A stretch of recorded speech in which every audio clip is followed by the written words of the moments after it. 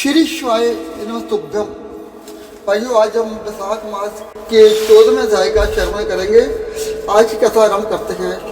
श्रुतिदेव जी ने कहा कि हरिचंद्र वैशाख के शुक्ल पक्ष में जो अंतिम 3 त्रयोदशी से लेकर पूर्व तक की तिथियां वह बड़ी पवित्र और शुभ कारक हैं। उनका नाम पुष्ट करनी है। वह सभी पापों का क्षय करने वाली है। जो संपूर्ण वैशाख मास में स्नान करने में समर्थ हो, वह यदि इन 3 तिथियों में भी स्नान करे तो वैशाख मास का पूर्ण फल पा लेता है। पूर्व काल में वैशाख मास की एकादशी तिथि को शुभ अमृत प्रकट हुआ था। द्वादशी को भगवान विष्णु ने उसकी रक्षा की थी। त्रयोदशी को उन श्री हरि ने देवताओं को सुधा पान करवाया। चतुर्दशी को देव विरोधी दैत्यों का संहार किया और पूर्णिमा के दिन समस्त देवताओं को उनका साम्राज्य प्राप्त हुआ। इसलिए देवताओं ने संतुष्ट होकर इन 3 तिथियों का वर दिया है। वैशाख मास की ये 3 शुभ तिथियां मनुष्यों के पापों का नाश करने वाली और उन्हें पुत्र आदि का फल देने वाली होगी। जो मनुष्य इस पूर्ण मास में स्नान ना कर सका तो वह इन 3 तिथियों में स्नान कर लेने पर पूर्ण फल को प्राप्त करेगा। वैशाख मास में लौकिक कामनाओं का नियमन करने पर मनुष्य निश्चय ही भगवान विष्णु का सायुज्य प्राप्त कर सकता है।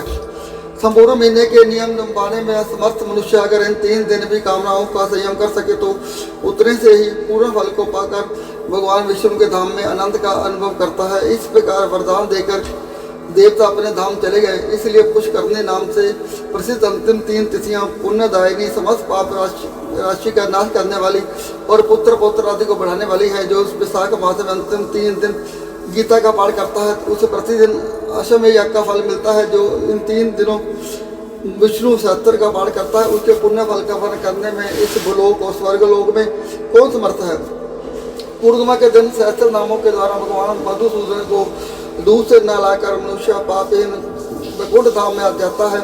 वैशाख मास में प्रतिदिन भागवत के आधे या चौथाई श्लोक का पाठ करने वाला मनुष्य ब्रह्म भाव को प्राप्त होता है। जो वैशाख के अंतिम 3 दिनों में भागवत शास्त्र का श्रवण करता है वह जलते कमल के पत्ते की भांति कभी पापों से लिप्त नहीं होता। इन 3 दिनों के सेवन से कितने ही मनुष्यों ने देव से प्राप्त किया है, कितने ही सिद्ध हो गए और कितनों ने ब्रह्म तप पा लिया। ब्रह्म ज्ञान से मुक्ति होती है। अथवा प्रयाग में मृत्यु होने से या वैशाख मास में नियम पूर्वक प्रातः काल जल में स्नान करने से मोक्ष की प्राप्ति होती है। इसलिए वैशाख के अंतिम दिन स्नान, दान और भक्त पूजन आदि वश करना चाहिए।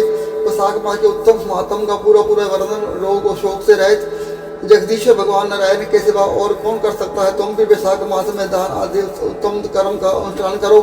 इससे निश्चय ही तुम्हें भोग और मोक्ष की प्राप्ति होगी। इस प्रकार में मिथिलापति जनक को उपदेश देकर श्रुतिदेव जी ने उनकी अनुमति ली और वहां से जाने का विचार किया। तब राजर्षि जनक ने अपने अबुद्धों के लिए उत्तम उत्सव करवाया और श्रुतिदेव जी को पालकी में उठाकर विदा किया। वस्त्र भूषण, गो भूमि, तिल और स्वर्ण आदि से उनके पूजा वंदना करके राजा ने उनकी परिक्रमा की। उसके बाद उनसे विदा होकर महा तेजस्वी परम तेजस्वी श्रुतिदेव जी संतुष्ट हो गए। प्रसन्नपुर वहां से अपने स्थान चले गए और राजा जनक ने वैशाख धर्म का पालन करके मोक्ष प्राप्त किया। कथा का समापन करते हुए तो नारद मुनि ने कहा कि अम्बरीश महाराज, ये उत्तम उपख्यान मैंने आपको सुनाया है जो सभी पापों का नाशक और संपूर्ण संपत्तियों को देने वाला है। इससे मनुष्य भक्ति, मुक्ति, ज्ञान और मोक्ष को प्राप्त कर लेता है। नारद मुनि का ये वचन सुनकर महायशस्वी राजा अम्बरीश अत्यंत प्रसन्न हुए। उन्होंने भारी जगत के व्यवहारों से निवृत्त होकर मुनि को साष्टांग प्रणाम किया और अपने से पूर्ण वैभव से उनकी पूजा की और तत्पश्चात उनसे विदा लेकर देवर्षि नारद भूमि मुनि दूसरे लोक में चले गए, क्योंकि दक्ष प्रजापति के शाप से वह एक स्थान पर नहीं ठहर सकते। राजर्ष ऋषि अम्बरीश भी नारद मुनि के बताए हुए सभी धर्मों का अनुष्ठान करके परम ब्रह्मा भगवान में लीन हो गए। जो भी मनुष्य पाप नाशक और पुण्य साधक वैशाख मास के उपयान को सुनता है तथा पढ़ता है वह परम गति को प्राप्त होता है, जिसके घर में लिखित आ जाती है। श्री शिवाय नमस्तुभ्यम।